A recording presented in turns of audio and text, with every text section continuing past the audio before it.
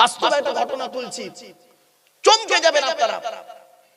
বাপ বড় না মা বড় প্রশ্ন করেছিলাম আমি। এমএ সেকেন্ড ইয়ারের ছেলে মেয়েদেরকে পড়াতে, বারুইপুরের বাড়িতে এমএ সেকেন্ড ইয়ারের ছেলে মেয়েদেরকে পড়াতে পড়াতে আমি ওদেরকে প্রশ্ন করছি, এই বলতো দেখি বাপ বড় না মা বড়? তখন তার মানে ওটা হতো না। সূরা লোকমানের একটা আয়াতের তাফসীর করতে গিয়ে, পড়াতে গিয়ে, ওই সূরা লোকমানে বাম্মার খেদমত করার কথা আছে। লোকমান হাকিম তার ছেলেদেরকে বলেছে, ছেলেকে বলেছে তুমি তোমার পিতামাতার সেবা যত্ন করবে। এই প্রসঙ্গ আলোচনা করতে করতে এখন আমি বলে ফেলেছি বাপ বড় না মা বড়। তখন পট করে ছেলে মেয়েদের মধ্যে এমএ সেকেন্ড ইয়ারের ছেলে মেয়ে মানে মূর্খ নয়, সব এডুকেটেড পারসন, তো দুটো ভাগ হয়ে গেল। তো যখন ভাগ হয়ে গেছে আমি বললাম আচ্ছা কে বড়? তা মেয়েরা বলছে মা বড়, ছেলেরা বলছে বাপ বড়, বাপ বড়। তাহলে ঠিক আছে, তর্ক বিতর্ক হোক, ডিবেট হোক, ডিবেট বলা হয়, ডিবেট হোক। তো একদিকে মেয়েরা মেয়েদের মায়েদের পক্ষে, ছেলেরা হলো বাপের পক্ষে, আমি মাঝখানে বিচারক। শুনে নিন, চমকে যাবে, আমি বিচারক। তো মেয়েরা প্রথম, আমি বললাম কারা প্রথম বলবে? তো মেয়েরা বলছে স্যার আমরা প্রথম বলবো। ঠিক আছে বলো। মেয়েরা বলছে, শুনে নিন, মেয়েরা বলছে স্যার মা 10 মাস 10 দিন পেটে ধরে, 2.5 বছর দুধ পান করায়, বাপের কোনো খবর থাকে না। আচ্ছা মা কি করে? তার বাচ্চাকে সময়, রাতকে রাত জেগে মা তার বাচ্চার পেছনে সময় দেয়, বাপের কোনো হুঁশ থাকে না। আচ্ছা মা কি করে? ছেলের ভবিষ্যতের চিন্তা, অমুক করে তমুক করে, এক দাঁতে বলে যাচ্ছে, এক দাঁতে বলে যাচ্ছে মা। শুধু তাই না, এটা যুক্তি দিলাম। মেয়েরা বলছে এটা যুক্তি দিলাম স্যার। এবারে বাস্তব জীবন দেখুন, ধর্মীয় ব্যাখ্যা কি বলো? বলে কোরআনে আল্লাহ বলেছেন বাপ মার সেবা যত্ন করতে হবে, তবে বাপ ও মায়ের দুজনের কথা বলেছে। শুধু তাই না, মায়ের ওখানে কথা বলা আছে আল্লাহু আখরাজাকুম মিন বুতুনি উম্মাহাতিকুম। আয়াত দিচ্ছে মেয়েরা, কোরআনে আল্লাহ পাক বলেছেন 14 নম্বর পারা, 14 নম্বর 13 নম্বর পৃষ্ঠার একেবারে 12 নম্বর লাইন, সূরার নাম সূরা নাহাল। আল্লাহ বলছেন আল্লাহু আখরাজাকুম মিন বুতুনি উম্মাহাতিকুম, আমি আল্লাহ তোদেরকে তোদের মায়ের পেটের ভিতর থেকে বের করেছি। সুতরাং এখানে মা বড়। আরেকজন দেখি বলছে মুহাম্মদ সাল্লাল্লাহু আলাইহি ওয়াসাল্লাম বলেছেন মা বড়। বলে তার প্রমাণ কি? বলছে মুহাম্মদ সাল্লাল্লাহু আলাইহি ওয়াসাল্লামের কাছে একজন ব্যক্তি এসেছিলেন, এসে বলছেন হে নবী আমার বাপ আর মা বেঁচে আছে, আমি কার সেবা করব? নবী বলেছিলেন মায়ের সেবা করো একবার। দ্বিতীয়বার আবার ছেলেটি, লোকটি জিজ্ঞাসা করলো আমি কার সেবা করব? নবী বললেন মায়ের সেবা করো। আবার নবী বললেন মায়ের সেবা করো। মায়েকে 3 বার কথা বলেছে, 4 বারের মাথায় নবী বলেছেন বাপের সেবা করো। সুতরাং মা বড় হয়ে গেল। ওদের সামনে তোমাদের বলা শেষ? বলছে আমাদের বলা শেষ। এবার ছেলেরা বলছে, ছেলেদের উত্তর দেখুন। এইসব ওয়াজ শুনবেন, এইরকম ওয়াজ। ছেলেরা বলছে স্যার বাপ না থাকলে ছেলে হবে না। 1 নাম্বার, বাপ না থাকলে ছেলের জন্ম হবে না। তখন পট করে ওরা তখন বলছে ঈসা নবী তাহলে হলো কি করে? দেখেছেন, কিছু বুঝতে পারছেন আমার ওয়াজ? ঈসা নবী হলো কি করে? বলছে ওটা ব্যতিক্রম, ওটা ব্যতিক্রম, ওটা আল্লাহর দেখানো নিদর্শন একটা। বলছে বাপ কি করে? বাপ কি করে? ছেলেকে, ছেলের চিন্তা করে, সবকিছু করে। বাপ বিয়ে করে, বিয়ে করার পরে সমস্ত দায়িত্ব বাপের। মা কি করে? বলতে বলতে বাপের পজিটিভ দিক বলছে, বাপের দিক। ছেলে পরিচয় পায় কার নামে? বাপের নামে। কেউ বলেনি পৃথিবীতে ঈসা নবী ছাড়া, কেউ বলেনি মার নাম দিয়ে ছেলে পরিচয় পেয়েছে। সব জায়গায় বলেছে বাপের নাম। আপনি কিতাব খুলুন, খুললেই পাবেন মুহাম্মদ বিন আব্দুল্লাহ, মুহাম্মদ বিন আমিনা বলা হয়নি, ঠিক না বেটি? ইসমাইল বিন ইব্রাহিম, বাপের নামে ছেলে পরিচিতি লাভ করে। মা যতই বড় হোক আর যাই হোক, বাপের নামে ছেলের পরিচিত হতে হবে। অমুকে তমুক অনেক কথা বলছে, বলে বলে বলে বলে বলে বলে হঠাৎ দেখি একটা ছেলে আমাকে বট করে বলল, সেইটাই পয়েন্ট বেশি পেল। স্যার মা ছেলেকে 10 মাস 10 দিন পেটে রাখে, আর বাপ ছেলেকে মৃত্যু পর্যন্ত ব্রেনে রাখে। কিছু বুঝতে পারলেন আপনারা? না বুঝতে পারেন? বলছে মা ছেলেকে 10 মাস 10 দিন পেটে রাখে, আর বাপ ছেলেকে সারা জীবন বাপের মৃত্যু পর্যন্ত ব্রেনে রাখে। আমি তখন বললাম কিরকম? বলে স্যার আমার বাপের সঙ্গে মায়ের বিয়ে হলো, বিয়ে হওয়ার পরে আমার বাপ আনতো, মা খেত, মা রান্না করে দিত, বাপ খেত, কোনো ঝামেলাই ছিল না। হঠাৎ যখন আমি মায়ের পেটে এলাম, আমার মা তখন বলল পেটে বাচ্চা এসে গেছে, তুমি বাপ হতে চলেছো। সেই দিন থেকে আমার বাপের চিন্তা বেড়ে গেল, ছেলে হলে কি খাওয়াবো, ছেলে এবার আমার মায়েরও খাবার দিতে হচ্ছে, আমারও খাবার দিতে হচ্ছে। ডাক্তারখানায় যাবে কে? আমার মা নিয়ে যাবে, বাপ নিয়ে যাবে। টাকা দেবে কে? বাপ দেবে। খরচা করবে কে? বাপ করবে। মায়ের দায়িত্ব ছিল দুধ খাইয়ে ছেড়ে দেবা। অনেক মা তো বাচ্চা হতে গিয়ে মারা যায়, বাচ্চা হতে গিয়ে মারা গেলে সে বাচ্চা বাঁচে না। এই ভাই বলুন না, বাঁচে। তাহলে দুধ খাওয়ানোটা বড় মহামারী কাজ নয়। যুক্তি যখন তর্ক, কোর্টে কোনো দিন গেছেন? কোর্টে গেলে দেখবেন দুটো উকিল তো তর্ক বিতর্ক করে না, তো তখন তো আর কেউ কাউকে মানে না। ব্যাস বলছে মা 10 মাস 10 দিন পেটে রাখে, বাপ মরণ পর্যন্ত ব্রেনে রাখে। আমার বাপ আমার ভবিষ্যতের জন্য, আমার আমার আমার পৃথিবীতে আসার আগ পর্যন্ত চিন্তা করেছে, আমার ছেলে এলে কি হবে না হবে, কি করব না করব। ছেলের পড়াশোনার দায়িত্ব বাপের, সবকিছু দায়িত্ব বাপের, এমন কি আমার ভবিষ্যতের চিন্তা আমার বাপ করেছে।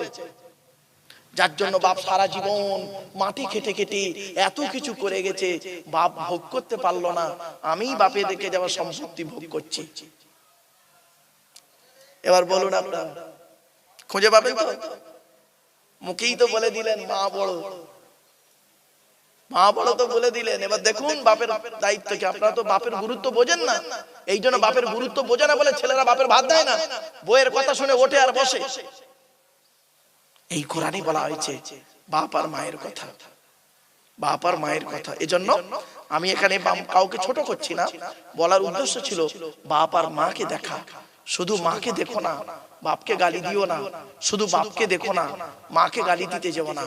বাপ আর মা উভয়কেই দেখো, উভয়কে সমান চোখে দেখো। মনে রেখো এই পৃথিবীতে তোমার আল্লাহর নবীর পরে বাপ আর মা ছাড়া কেউ নেই।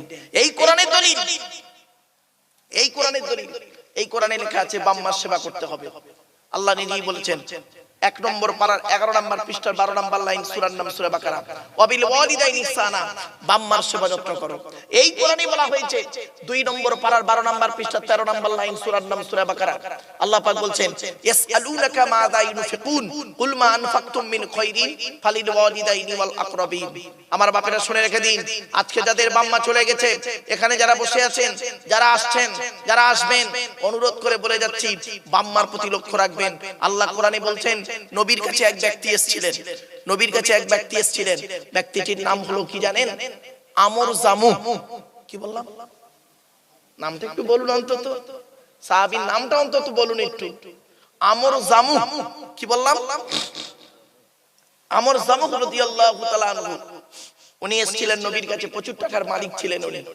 নবীর কাছে এসে প্রশ্ন করছেন, ইয়া রাসূলুল্লাহ, আমাকে আল্লাহ পাক অনেক টাকার অর্থ দিয়েছে, আমি অনেক টাকার মালিক, আমি একজন ধনী ব্যক্তি, আমার টাকা পয়সাগুলো কোথায় ব্যয় করলে আল্লাহ খুশি হবে বলে দিন। নবীজি ওই ব্যক্তির প্রশ্ন শুনে চুপ করেছিলেন। আমার নবী নিজের থেকে কোনো কথা বলতেন না। ওমা ইয়ানতিকু আনিল হাওয়া ইন হুয়া ইল্লা ওয়াহয়ুন ইউহা। আল্লাহর ওহী ছাড়া নবী কথা বলতেন না। নবী চুপ করে আছেন। এমন সময় আল্লাহ পাক ওনাকে কেন্দ্র করে কোরআনের এই আয়াতটা নাযিল করলো। কি? ইয়াসআলুনাকা মাযা ইউনফিকুন কুল মা আনফাকতুম মিন খায়রিন ফালিল ওয়ালিদাইনি ওয়াল আকরাবিন। 2 নম্বর পারা 12 নম্বর পৃষ্ঠা 13 নম্বর লাইন, সূরার নাম সূরা বাকারা, আল কোরআন। আল্লাহ পাক বলছেন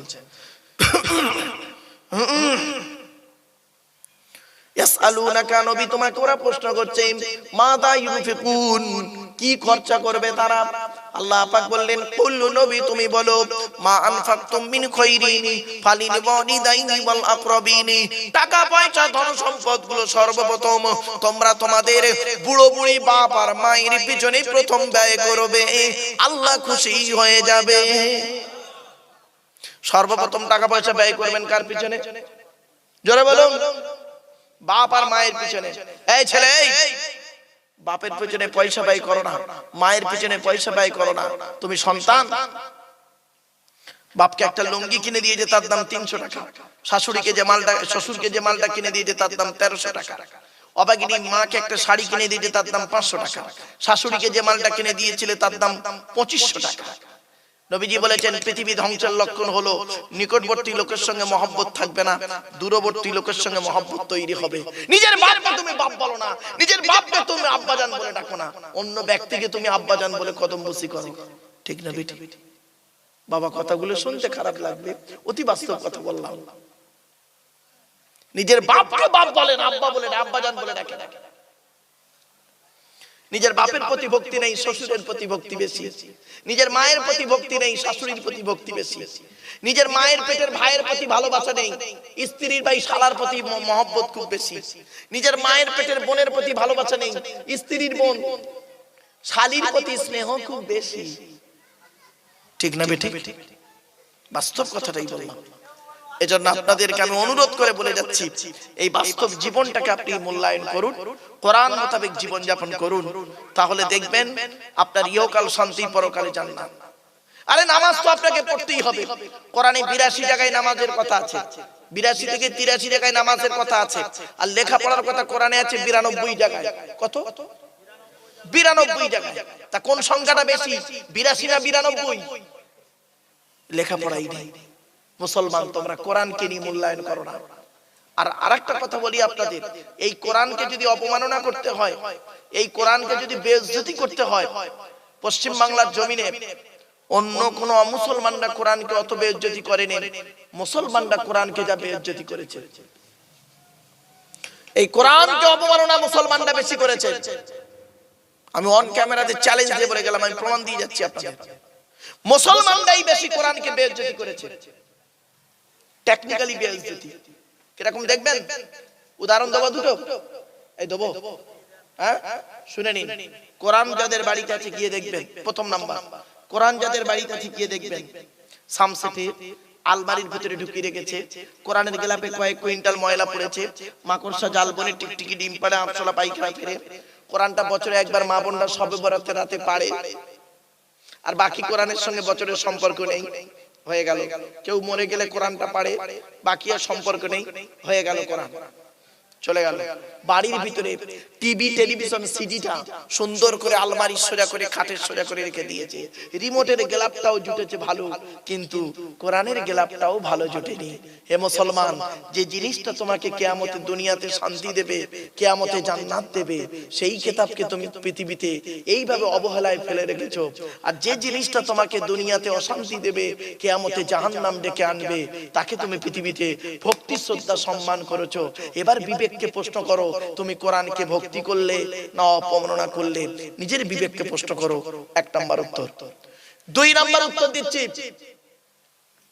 ইংরেজির মাস্টার, ইংরেজির মাস্টার যারা ইংরেজি পড়ায়, সপ্তাহে 2 দিন পড়ায়, মাসে হয় 8 দিন কি 3 দিন পড়ায়, সপ্তাহে মাসে হয় 12 দিন। 1 মাসে 30 দিনে 12 দিন তোমার ছেলেকে ইংরেজি পড়ায়। 1 মাসে 30 দিনে 12 দিন ইংরেজি পড়ায় তোমার ছেলেকে। ইংরেজির মাস্টারের মাইনে দিয়েছো তুমি 1000 টাকা। আর যে মানুষটা তোমার ছেলেকে কোরআন শরীফ শিক্ষা দেয়, সপ্তাহে 5 দিন, মাসে হয় 20 দিন, 30 দিনে 20 দিন তোমার ছেলেকে কোরআন শরীফ শিক্ষা দেয়, তার মাইনে দিয়েছো 50 টাকা। তাও আবার 6 মাস বাকি, চাইলে বলেছো লকডাউন। তাই ইংরেজির, আরবির প্রতি গুরুত্ব কমে গেছে, যাবে সিম্পল ভাবে কমে যাবে। এজন্য আপনাদেরকে আমি অনুরোধ করে বলে যাচ্ছি, কোরআনকে মূল্যায়ন করতে শেখো। কোরআন যার বাণী, তার নাম কি? জোরে বলুন। কেন ভয় লাগছে নাকি? জোরে বলুন। কোরআন যার বাণী, তার নাম আল্লাহ, তাই তো? আচ্ছা, আল্লাহ পাক না না পাক? জোরে বলুন। মসজিদ কার ঘর? পাক না না পাক? পাক। কোরআন কার বাণী? কোরআন কার বাণী? পাক না না পাক? তাহলে কোরআন পাক, আল্লাহর কথাটা পাক, আল্লাহর ঘরটাও পাক, আল্লাহ নিজেই পাক, তাই তো নাকি? এবার একটা প্রশ্ন করছি, দেখুন, আল্লাহ বলছে আমি পাক, আমার ঘর পাক, আমার কথা পাক, তো আমার ঘরের দায়িত্ব যারা নিবি তারা কেন না পাক হবি? যাকে তাকে মসজিদ কমিটি করেন কেন? এই যুবক ছেলেরা ভালো করে শুনে যাও, যাকে তাকে মসজিদ কমিটি করবেন না, এই কোরআনে লেখা আছে, আমি বলি কোরআনই আছে।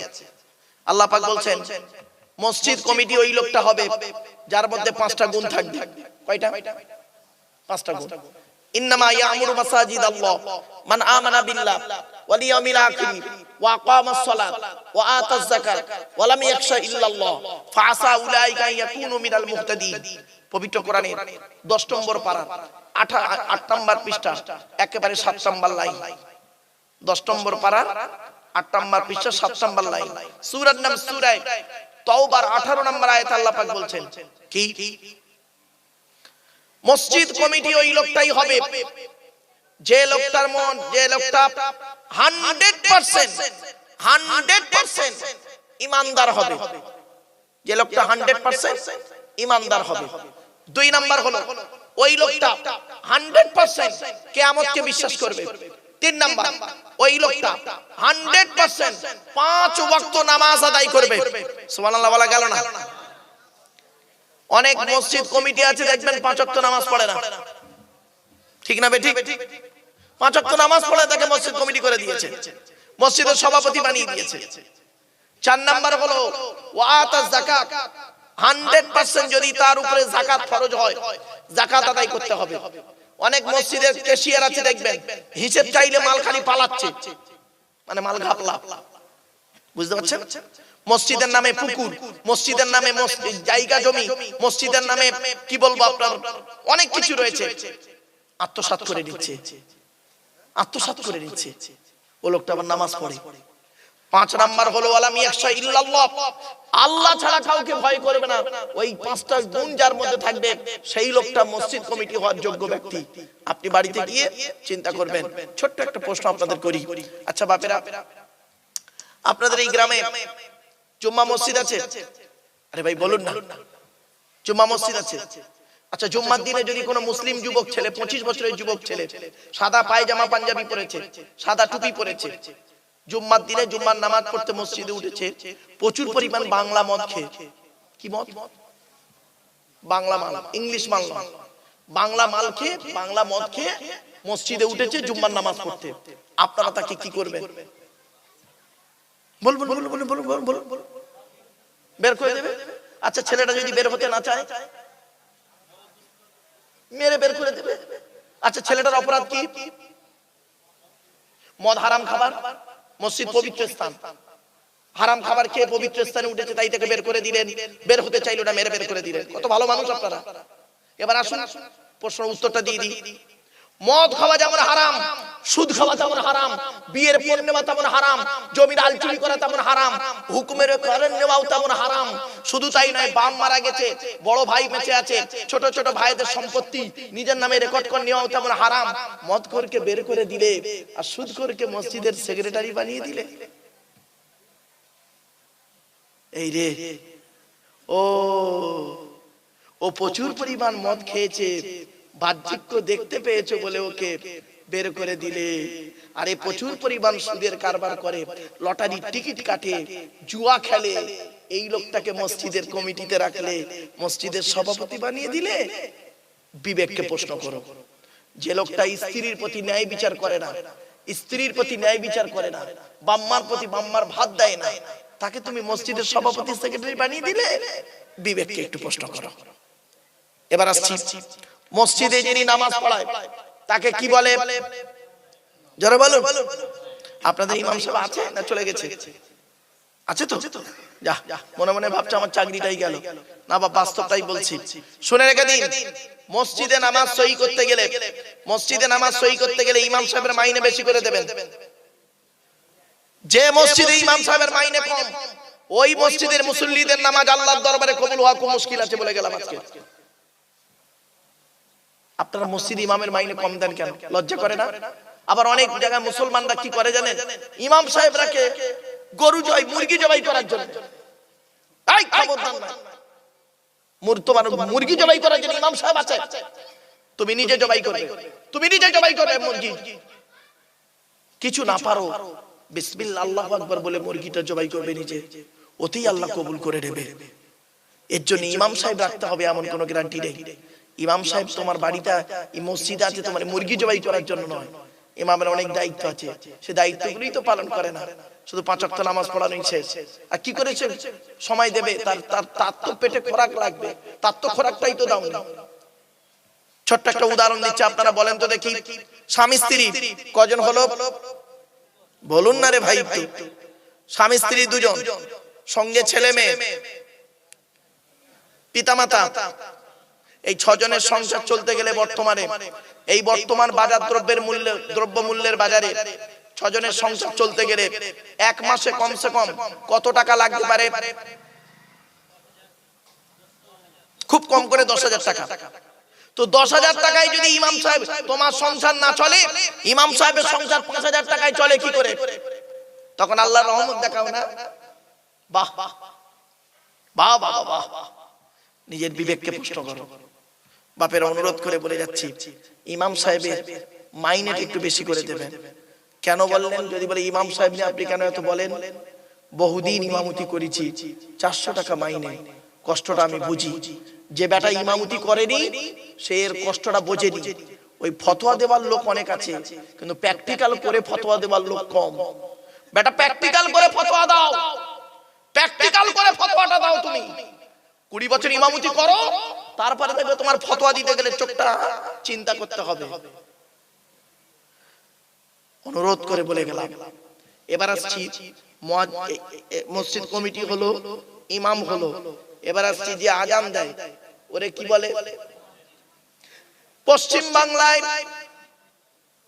বেশিরভাগ মুয়াজ্জিনের আজান সহি নেই। হ্যাঁ গো, ভুল ভাল আজান সহি নেই, একামত সহি নেই। যার আজান সহি নেই সে একামত সহি করে দেবে কি করে? হাইয়া আলাস সালাহ, হাইয়া আলাস সালাহ, হাইয়া আলাল ফালাহ, হাইয়া আলাল ফালাহ। হয়েছে? খারাপ ভেবো না বাপ। এর জন্য দায়ী কিন্তু ইমাম সাহেবরাও কিছু। ইমাম সাহেবের দায়িত্ব হলো মুয়াজ্জিনের আজানকে সহি করিয়ে নেওয়া, ইমাম সাহেবের দায়িত্ব হলো একামতটাকে সহি করিয়ে নেওয়া। ঠিক না বেটি? চলো এবার আসছি, যারা নামাজ পড়ে ওদের কি বলে বাপ? মুসল্লি, তাই না? আহা, কিছু বুড়ো বুড়ো মুসল্লি আছে দেখবেন মসজিদে, আপনাদের এখানে আছে কিনা আমি জানি না, আমারে ভুল বুঝবেন না জানো। কিছু বুড়ো বুড়ো মুসল্লি আছে, তারা কি করে জানেন? কাজ নেই তো বুড়োদের, কাজ নেই, কি করবে? বাড়িতে বুড়ির সঙ্গে ঝগড়া করে পারে না, আপনার কি বলবো, বৌমার সঙ্গে ঝগড়া করে পারে না, ছেলের সঙ্গে ঝগড়া করে পারে না, মসজিদে এসে ইমাম সাহেবের খালি গোজা মারতেছে। ঠিক না বেটি? বাস্তব কথা বললাম, ইমাম সাহেবের গোজা মারতেছে। মসজিদের পাকা ঘরে না কেন ইমাম সাহেব তুমি বলো তো? ওইটা বলার জন্য তো ইমাম সাহেব আছে। খারাপ ভাববেন না বাপ, কথাগুলো শুনতে খারাপ লাগছে, বলতেও খারাপ লাগছে, কিন্তু আমাকে বলতে হবে। চলুন এগিয়ে যাই, আর একটু এগিয়ে যাচ্ছে। আলোচনা চলছিল আল্লাহ সম্পর্কে, আপনাদের সংক্ষিপ্ত একটু ধারণা দিয়েছিলাম। আল্লাহ পাক কোরআনে, আল্লাহর কোরআনের একটি সূরার সংক্ষিপ্ত আলোচনা আপনাদের কাছে তুলে ধরবো বাবা। একটু মাথায় দিন, মাথায় রাখুন, যেহেতু বাম্মা সবরেসানি, আর এই সূরাটি যে আলোচনা করব এর ভিতরে কবর সংক্রান্ত, মৃত্যু সংক্রান্ত আলোচনাটা আছে, তো তাই আপনাদেরকে এখানেই শেষ করে দেবো না, আর কয়েক মিনিট সময় দিন, 2-4 মিনিট 10 মিনিট সময় দেওয়া যাবে? আর বাবা যাবে? কারণ এই উত্তর 24 পরগনায় এলে একটা সমস্যা হয় কি জানেন? টাইম ধরে ওয়াজ করতে হয়, এক নাম্বার টাইম ধরে ওয়াজ করতে হয়, আর দ্বিতীয় কথা হচ্ছে কি, মানে সমস্যা অনেক দেখা দেয়, এজন্য খুব কষ্ট হয়। এজন্য বাবা আমি ওই টাইম ধরে ওয়াজ করতে পারিনি। এটা আমার ব্যর্থতা বলুন আর স্বার্থতা বলুন আর যাই বলুন, এটা আপনাদের ব্যক্তিগত ব্যাপার। আমার মায়ের আদেশ ছিল, আমার মায়ের আদেশ যে বাবা তুমি টাইম ধরে জীবনে কোনোদিন আল্লাহর কোরআন প্রচার করো না। তা আমি বললাম কেন মা? তা বলছে কারণটা কি জানো? বললাম কি? বললো ধরো তুমি 2 ঘন্টা কমিটি তোমাকে দিল ওয়াজ করতে, তুমি 2 ঘন্টা ওয়াজ করলে, কোরআন হাদিসের ফুল ঝরিয়ে দিলে, কোরআন হাদিস একদম 2 ঘন্টা একদম প্রচুর পরিমাণে বলেছো, ওই 2 ঘন্টায় একটা লোক হেদায়েত হয়নি। দেখা যাবে 10 মিনিট কি 15 মিনিট তুমি কি আধ ঘন্টা একটু বেশি বলেছো, ওই আধ ঘন্টার ভিতরে এমন কিছু কথা আল্লাহ পাক তোমার মুখ থেকে বের করিয়ে নিয়েছে, যে কথাটায় কত মানুষ হেদায়েতের রাস্তা পেয়েছে। এটা পেতেও পারে, নাও পারে, ঠিক না বেটি? তো এজন্য বাপ আমি সেদিন থেকে আমি জীবনে কোনোদিন টাইম ধরে আমি কোনোদিন ওয়াজ করিনি বাপ। আল্লাহ মরণ পর্যন্ত যেন না করায়, মায়ের ওসিয়তটা যেন আমি পালন করতে পারি। আর একটা বলেছিলেন, বেটা তুমি জীবনে কোনোদিন বেওজুতে স্টেজে উঠবে না, যত কষ্ট হোক তোমার, অজু অবস্থায় স্টেজে উঠবে। তা আমার রাতে যদি 2টো জলসা কখনো হয়, এখন একটা করে জলসা, 2টো জলসা যখনই হয়, যত কষ্ট হোক ঠান্ডাতে আমি অজু অবস্থায় স্টেজে উঠি। আল্লাহ যেন মরণ পর্যন্ত বাপ এই অজু অবস্থায় যেন আমাকে এই স্টেজে ওঠায়, এই দোয়াটুকু আপনারা করবেন। আর মায়ের ওসিয়তটা যেন আমি পূরণ করতে পারি বাপ। চলুন কোরআনের একটি সূরার, এতক্ষণ আপনাদেরকে আমি গুছিয়ে নিতে গেলে সময় লাগলো। কোরআনের একটি সূরার সংক্ষিপ্ত আলোচনা আপনাদের কাছে রাখবো। তবে যে সূরাটির আলোচনা করব বাপ, সেই সূরাটি আমার মুখস্থ আছে। আল্লাহর কোরআনকে সামনে নিয়ে বসলাম কেন? মুতাশাবিহাত আয়াত যদি লাগতেও পারে, তো আমিও একজন মানুষ, ভুল হতে পারে, মানুষ মাত্রই ভুল হয়, ঠিক না বেঠিক? কেউ যদি মনে করে আমি একাই একদম যা বলি সঠিক বলি, বা আমি একাই একদম সঠিক সাচ্চা, এটা ভুল কথা বাপ। যদি কাউকে বলা হয় না যে ভুল ধরবো, তাহলে তার বিভিন্ন অ্যাঙ্গেল থেকে ভুল বের করা যায় না বাপ? তার চাল চলন, কথাবার্তা, ওঠা বসা, ইবাদত বন্দেগীতে ভুল ধরা যাবে না? 100% ধরা যাবে। কেউ যদি বলে যে আমি একদম যা করি সব A to Z সঠিক, না বাবা, সঠিক নয়, ভুল মাত্রই হয়, মানুষ মাত্রই কিছু না কিছু ভুল হয়, কিছু না কিছু হয়ে যায়। এখন এই ইউটিউবের যুগ আছে বলে না, ভুলটা তাড়াতাড়ি বুঝতে পারা যায়, ঠিক না বেটি? আজ থেকে 50 বছর আগে তখন ভুল হয়নি আলেমুল আমাদের, তখন আলেমুল আমাদের ভুল হয়েছে, তাদের ওয়াজে ভুল হয়নি, তখনও অনেক আলেমুল আমা ওয়াজে ভুল করেছেন, কিন্তু সে ভুলটা ধরা পড়েনি। কেন? লেখনীয়র মাধ্যমে তারা ধরা দেয়নি, এবং বক্তব্য এরকম রেকর্ডিং হয়নি, ঠিক কি না? যার ফলে ধরা পড়েনি। এখন কিছু জিনিস রেকর্ডিং হচ্ছে, ধরা পড়ছে সদ্য, আজকের বললে কালকে আমার গোষ্ঠী উদ্ধার হয়ে যাচ্ছে, ঠিক না বেটি? চলো বাপ, একদম বাস্তব কথা। তাই কোরআনের একটি সূরার আলোচনা করব বাপ। একটু আমার সঙ্গে একটু উচ্চ আওয়াজে দরুদ শরীফ, আল্লাহুম্মা সাল্লি আলা। বাপেরা একটু আগে এসে বসে যান না বাবা, আর বেশিক্ষণ সময় নেব না, চিন্তা নেই, খুব তাড়াতাড়ি শেষ করে দেবো, চিন্তা নেই। একটা সূরার অন্তত আলোচনা করি, একটু আগে গায়ে বসে যান বাপ।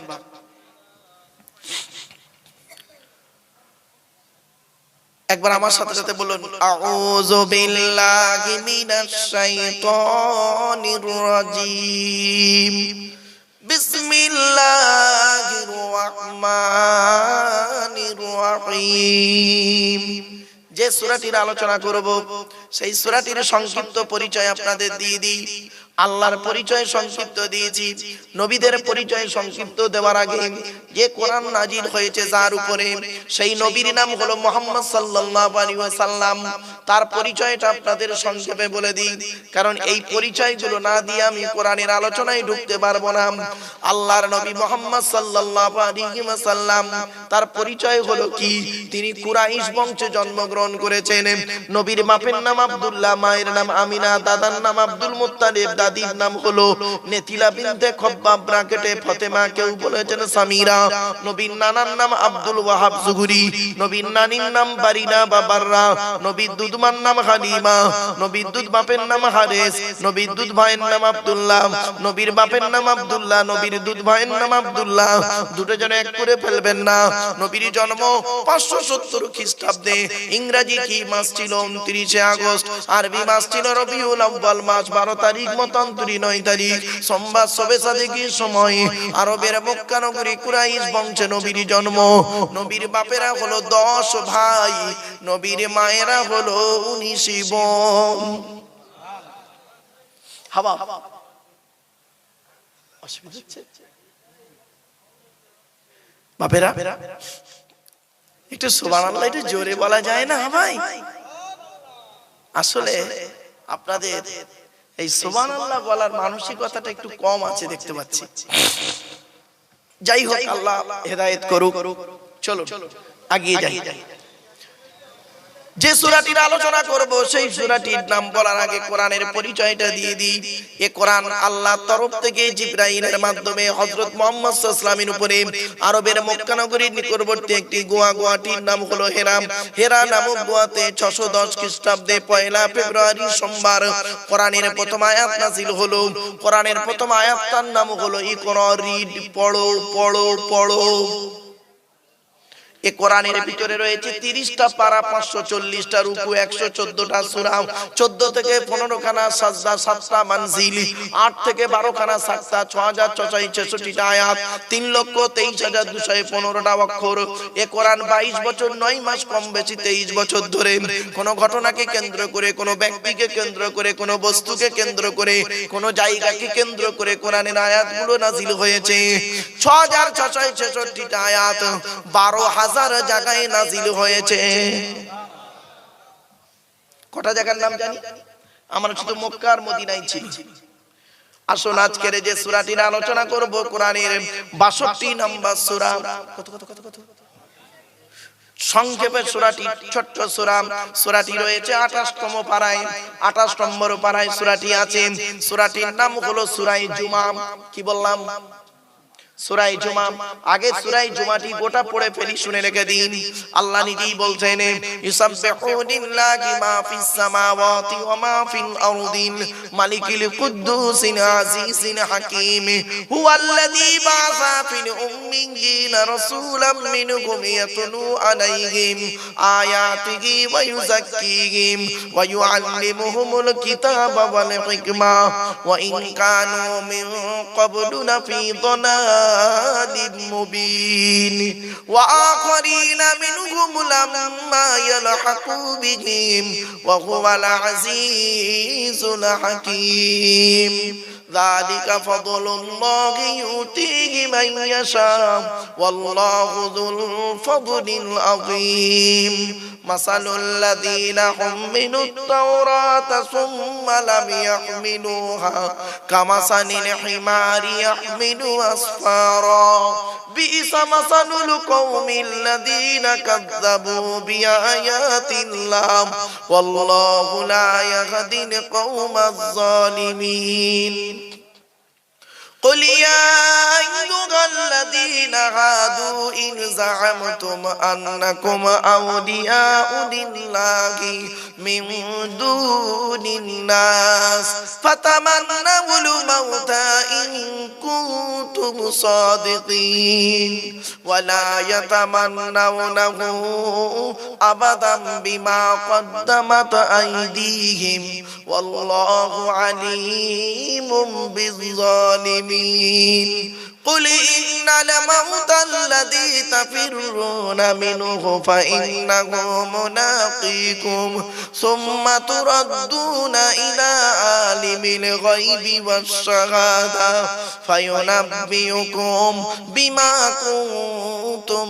تعملون يا أيها الذين آمنوا إذا نودي للصلاة من يوم الجمعة فاسعوا إلى ذكر الله وذروا البيع ذلكم خير لكم إن كنتم تعلمون فإذا قضيت الصلاة فانتشروا في الأرض وابتغوا من فضل الله واذكروا الله كثيرا لعلكم تفلحون وإذا رأوا تجارة তিজারাতান আও লাহওয়ান ফাদু ইলাইহা ওয়া তারাকুকা কাইমা কুল মা ইনদাল্লাহি খায়রুম মিনাল লাহবি ওয়া মিনাত তিজারা ওয়াল্লাহু খায়রুর রাযিকিন। এই সূরাটি 11টা আয়াত বিশিষ্ট সূরা। সূরাটি গোটা পড়ে ফেললাম। এবারে বাংলা মানেগুলো করে আপনাদের একটা একটা করে বলে দিচ্ছি। বাপ, এক একটা সূরার এক একটা আয়াতে 10 মিনিট করে যদি মানে করি, মানে 110 মিনিট হয়। 11টা আয়াত, দুটো রুকু আছে। সূরাটির ভিতরে কি আছে? প্রথমে আল্লাহর আলোচনা, দ্বিতীয় হলো নবীর আলোচনা, তৃতীয় হলো ইহুদিদের আলোচনা, চতুর্থ হলো মৃত্যুর আলোচনা, পঞ্চম হলো জুমার আলোচনা। অসুবিধা হবে বাপ? আপনারা একটু সময় দিতে পারবেন? রাতে সময় নেই। এতক্ষণ আপনাদেরকে আমি আল্লাহ সম্পর্কে একটু ধারণা দিলাম, যাতে করে আল্লাহর প্রতি আপনাদের ভালোবাসাটা একটু জন্মায়। বাপ চলো